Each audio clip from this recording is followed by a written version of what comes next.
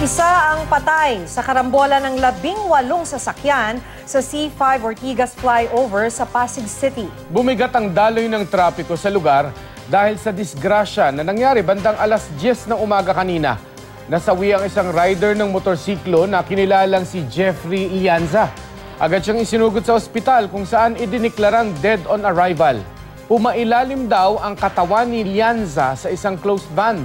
Base sa investigasyon, sinubukan ng isang 10-wheeler na lumabas sa lane ng flyover dahil sa mabigat na trapiko.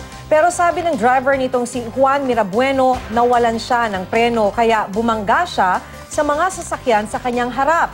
At may ilan namang sasakyang nagbanggaan sa likod ng truck. Sa Sampaloc naman sa Maynila, isang kotse ang nahagip ng tren ng PNR.